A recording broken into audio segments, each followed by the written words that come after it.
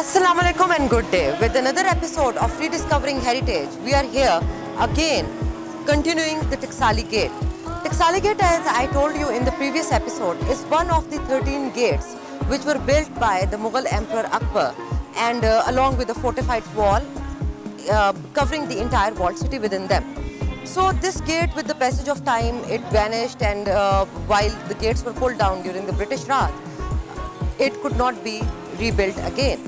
So today we are here again continuing the previous episode and telling you more about the Taxali Gate. As I mentioned earlier, that a lot of taboos have been associated with this gate, but with our programs and with these episodes, I'm trying to shed off a few negative images of Taxali Gate and to let you know how much heritage and precious pieces of history are hidden inside this gate. It is not just about the red light area, but we have a lot more than red light area inside Taxali Gate. The literary houses, the literary people's personalities, their houses, the architectural values, and much more along with the traditional bazaars. So again, we have Mr. Javed with us in this episode, who is also a local resident of this area, and we'll be sharing information with him as well, and we'll be gaining information from him as well for knowing more and more about Taxali Gate. So, Mr. Javed.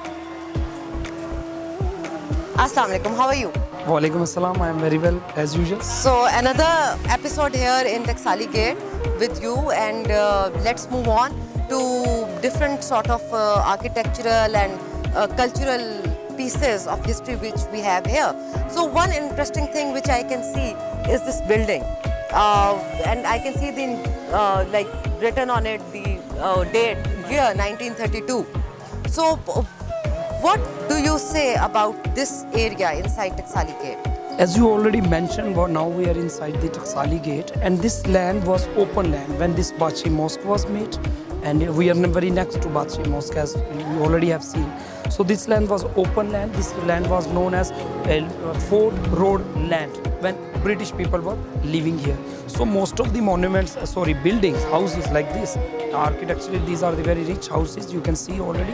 And starting from Taxali Gate up to Fort Street, on parallel, all these houses were made by mostly Britishers. So you see, yes, I can see that the architectural elements used in the buildings are relating to the colonial time period, which is like the colonial architectural, which relates to the British Raj and the British rule time period. So yes, most of the buildings we see here have those traditional pillars and the engravings on them, and the balconies and the ceilings, which relate to the British Raj. So before that, this was an open space. Open. And secondly, if we look behind, there is a Mai-Ida Imam Barka. Yeah. There is a courtyard like this, but smaller in size. That courtyard is known as Mai-Ida Imam Barka courtyard. And this courtyard, they say in Punjabi, Tod. Hadri Tod. Tod means in English, like in Punjabi language, it means like something to break. Yeah. So it breaks from four sides, four directions are accessible. And this is sort of a courtyard which, another interesting thing, such courtyards we will not find in other parts of the walled city. Yes, a few are there in Bhati Gate, a few in Lahore, but as many as we find here in Taxali Gate, this is something different. Yes. And I think this is because of the build and the same structure we also find in different European countries as well. Alignment you will find there, Alignment, symmetry. yeah, exactly. And there is another courtyard over there. Exactly, we'll move on and that to is it a as well. Gujar courtyard. Gujar Tod usse kaha ja. It's said Gujar Tod. And this is Hadri Tod. And next one was the Mai-Ida Kata. So should we move on? Shall we move somewhere else? Yes.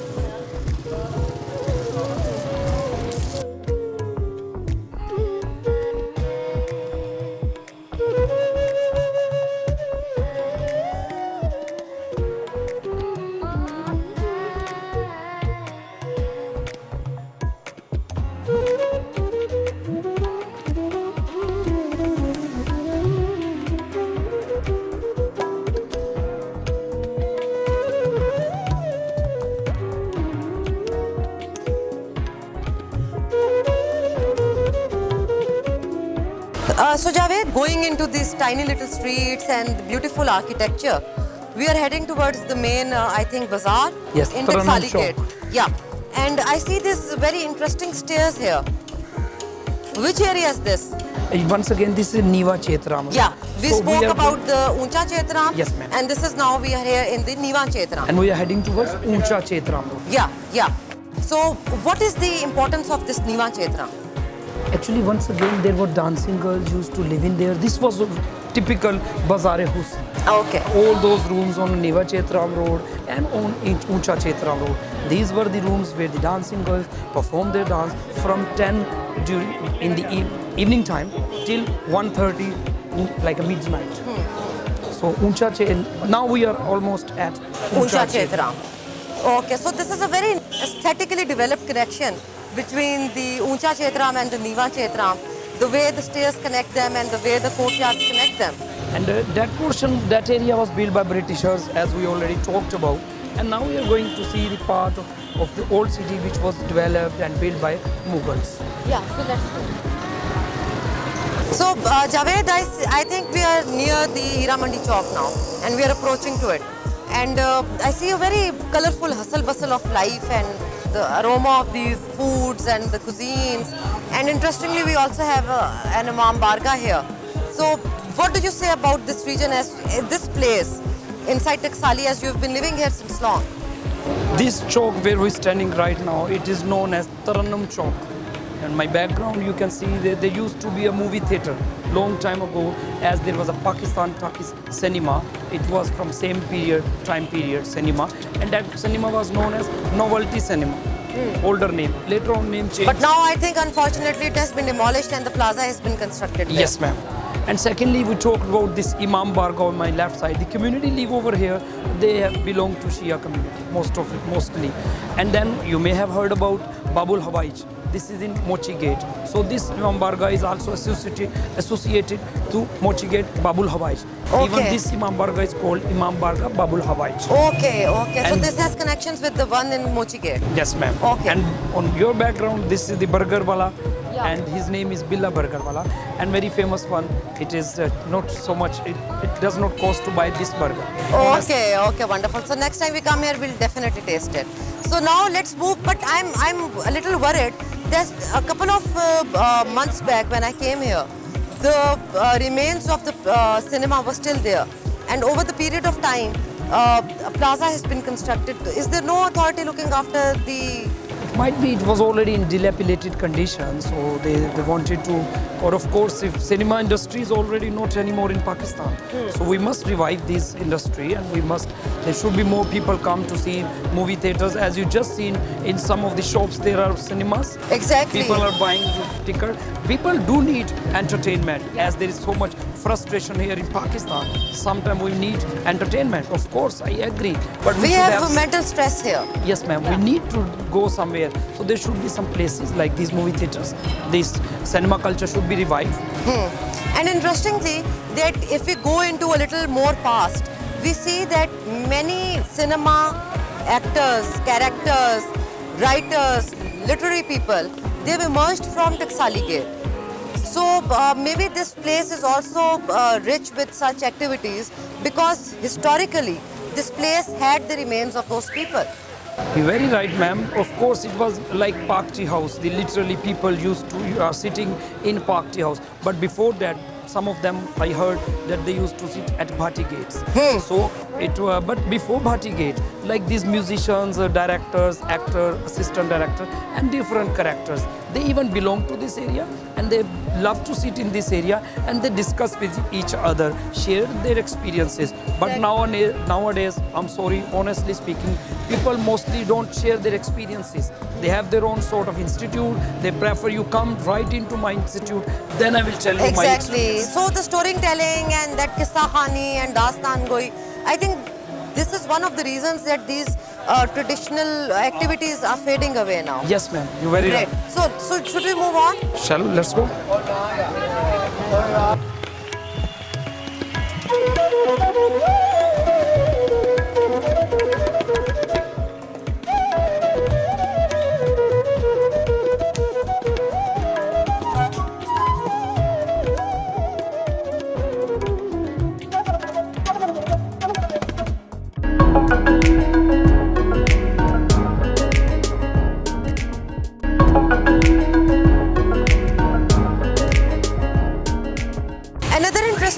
here in Taxali Gate is that it's a big food hub. Nobody knows that, but the level of variety you'll come across of cuisines and food over here is unmatchable if we talk about other parts of Lahore.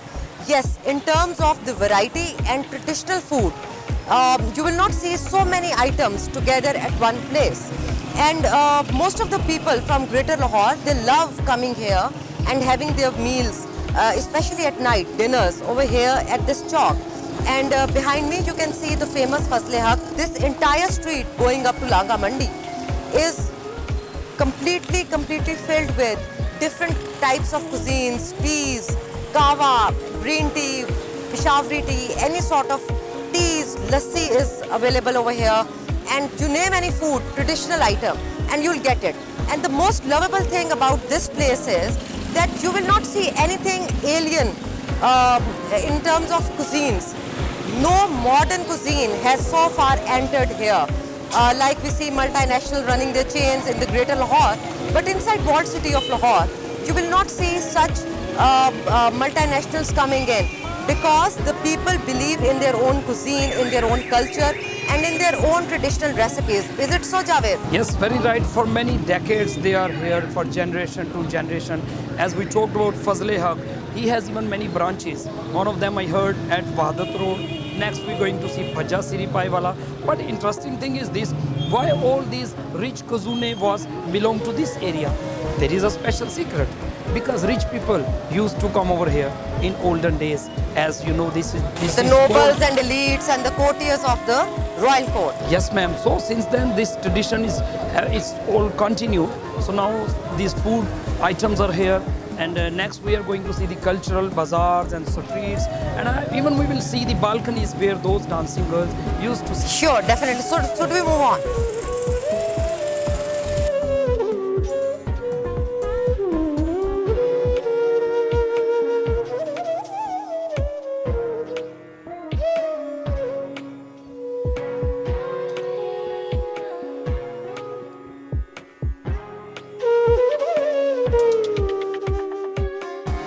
Javed, in this cluster of buildings, like somewhere we see these cemented blocks and the tiled blocks, but on the other hand, we also see these decorative balconies. So, would you want to tell me something about these balconies? I would love to tell you, because we are in bazaar because of these balconies. These are the balconies where dancing girls used to sit in these balconies during the evening times, especially in the night time, and where it is what's said, Rate Jagti. So because of these balconies, people woke up. वो यहाँ आया करते थे. They came over here, they walked through these streets and bazaars. But now 18 to 20 years gone, these balconies are not anymore used for the same purpose. Yeah, and I see different trades going on. We'll also go into the street and look at them. I will show you some of these streets. So Javed, when we talk about these balconies, and I don't think so that a taboo should be associated with them, because this is not something which was done by choice. It was something which came with the rules and eras that touched Lahore and that touched the subcontinent. And I think this was something which started developing during the Mughal rule. And finally, we'll talk in other episodes also about the particular Hira Mandi and the red light area. But just to give the viewers a small information, what exactly this place was and how it was run and what happened to it. And as you just mentioned, during Mughal time, next to royalty, there should be the place for entertainment. This is usually it happened. Exactly, because it is just next to behind Lahore Fort and Badshahi Mosque. And the names of this area were not only Hira Mandi. It was also called Shahi Mohalla. Shahi Mohalla. Shahi means royal and Mohalla is like a neighborhood. Neighborhood, yeah.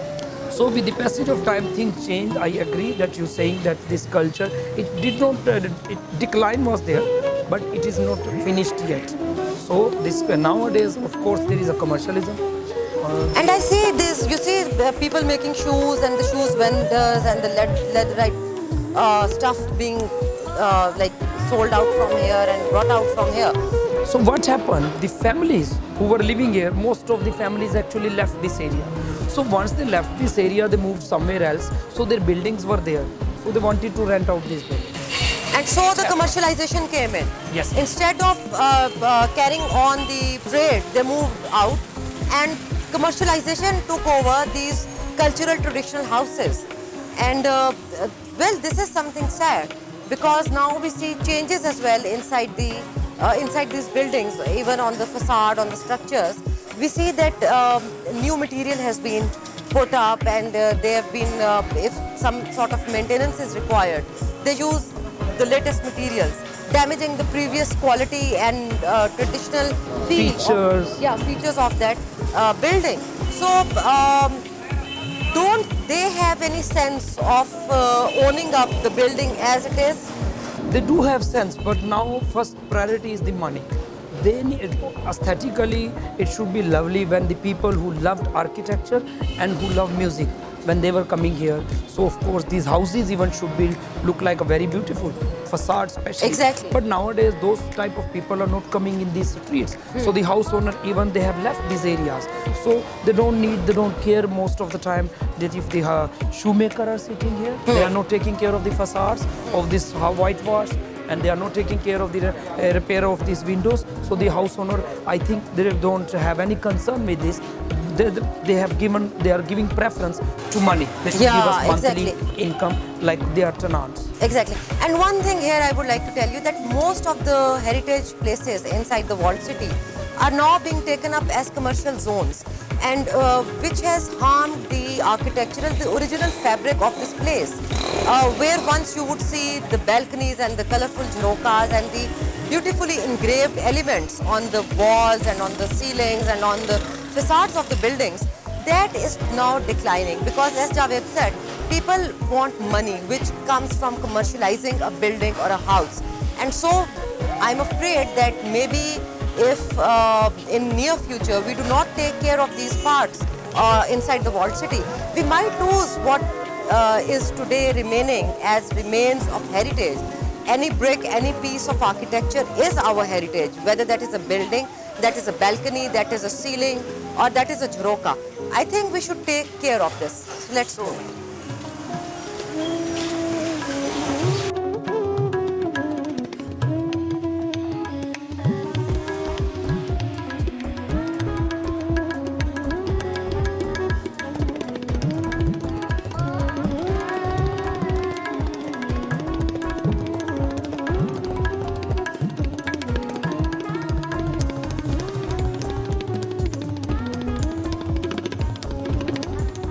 I see a very interesting thing here, a church inside the walled city, and I think there are very few churches inside the walled city, and this is one which is quite bigger in size, and it is a functional church. Is it so? Yes, very right. Actually, already there are few churches in Old City, and this church was built in 1906. It is called Presbyterian Church. As Lahore Fort is on a walking distance, and when British annexed Punjab and they came to Lahore in 1849, so of course next to Lahore Fort there should be a church. So this was a church which was built by British very first time within the Old City. And is it still functional? Because I see these notices and Itla-e-Aam, etc. written on this. So is it functional, operational, and during Easter and Christmas time? You're very right. There are so many Christian communities living within the Old City. So especially who are living in neighborhood, they come over here, and it is functional. Well, this is something very interesting, because inside this little place, we see Lahore Fort, we see Badshahi Mosque, we see the Gurdwara, and again we see the church. So this place also explains the level of harmony which has been in this region. And I don't think so that there was any sectarianism or religious riots among the community during those eras, because so closely knitted up these sort of religious places is very hard to find today in any other part of Lahore. So now we are going towards a very, very interesting place. And Javed, that is the famous Bhaja Paye Wala.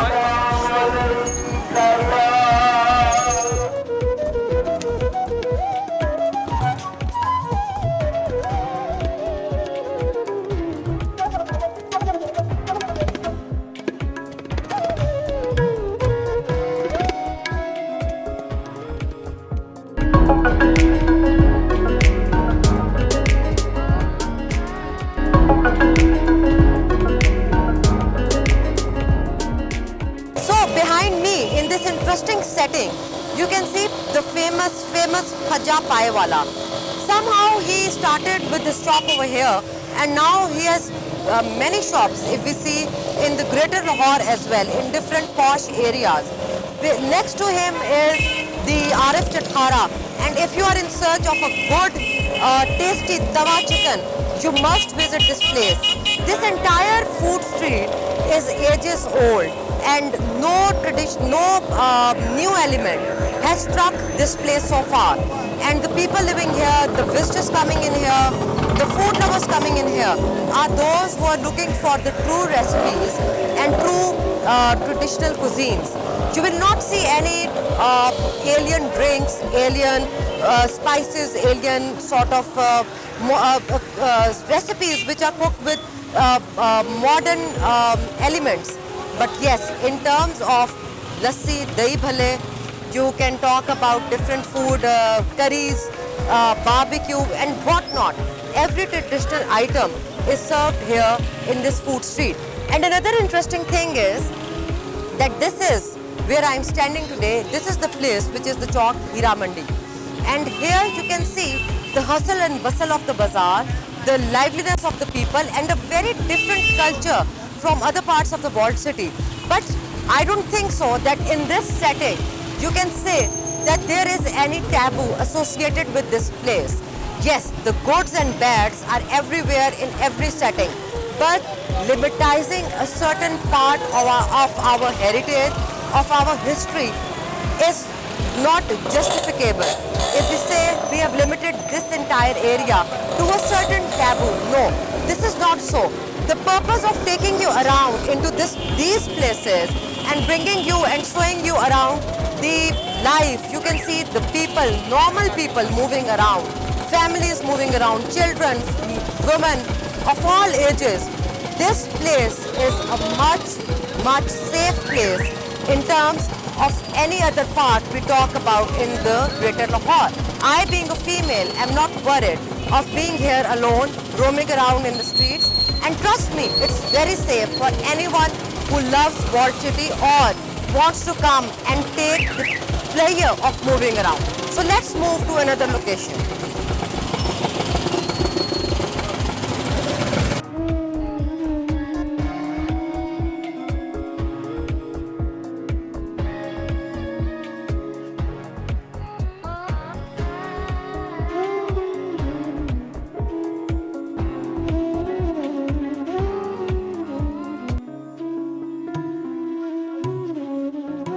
So now we are moving towards an interesting shop, which is the Taj Mahal sweet shop.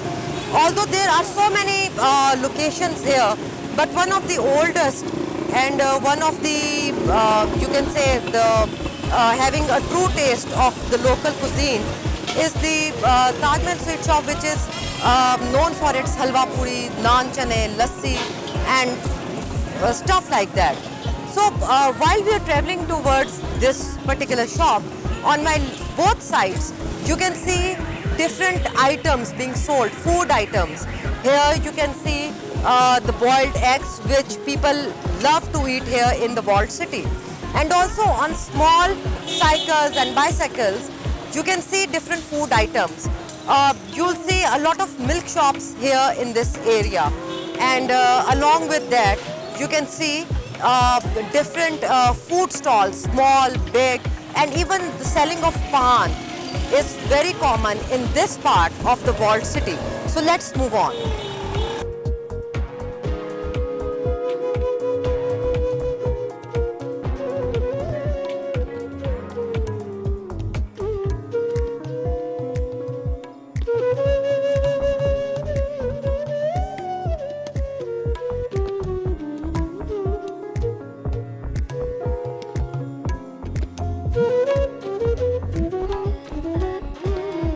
So here this is famous shop Taj Mahal Sweets, about which I was telling you a few minutes ago.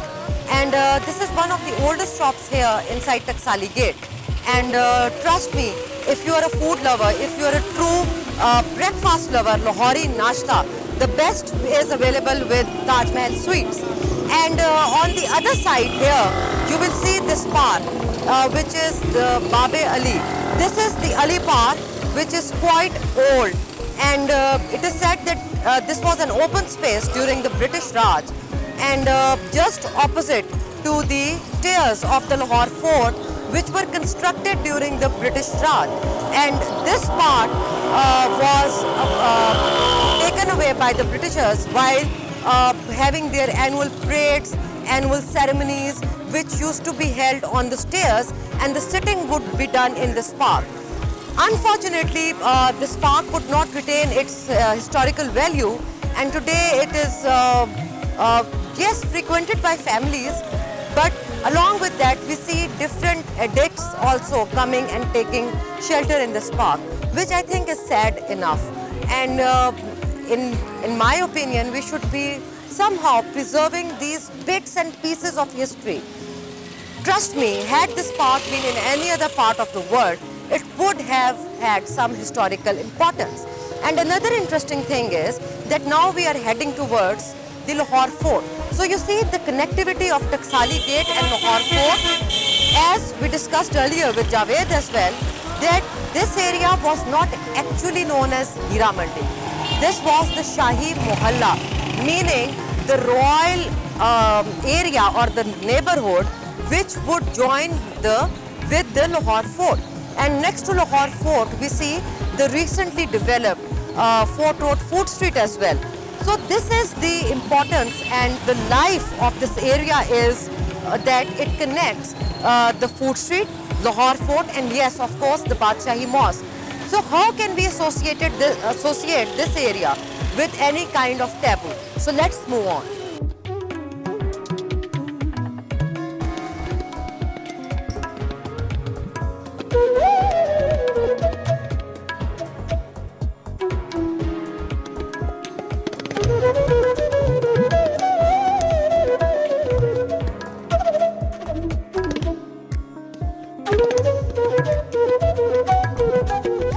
So behind me you can see two main things, the Lahore Fort, the wall of Lahore Fort, and yes, the Food Street. These two main places join with Taxali Gate, and this site you can see is of historic importance, as we have the World Heritage Site here, and yes, the Badshahi Mosque and the recently built beautiful Fort Road Food Street. And on my both sides now, you can see different buildings which are of high architectural merit, and I don't think so such a rich history is available anywhere inside any other part of the walled city. This pavement which you can see was restored somewhere in 2001, but since then it has been neglected. In my opinion, what we have here in this particular area of walled city, which is Taxali Gate, it joins, this makes sense, it joins the Royal Fort, it joins the Food Street. And if this is illuminated at night and joined with the Food Street, like a guided tour or a tourist trail or an extension of the Food Street, it can create wonders. It can be one of the best tourist hubs available to you in Lahore. But the plight of the area is that you see the tangled wires, hanging ugly looking wires, just on the beautiful balconies, which age to like many hundred years ago. But nobody is looking after that, these places. Nobody is looking after these issues, that how do we restore and preserve these sites. Trust me, every building, every brick has a history within itself, whether that belongs to the Mughal era, that is of the British Raj or the Sikh Empire or anything. Every nook and corner of this place has a history, has given birth to some famous personality, writer, literary personality, famous actor, star, singer, and whatnot. So I think that somehow someone should take up this step to restore and preserve these places for the generations coming ahead.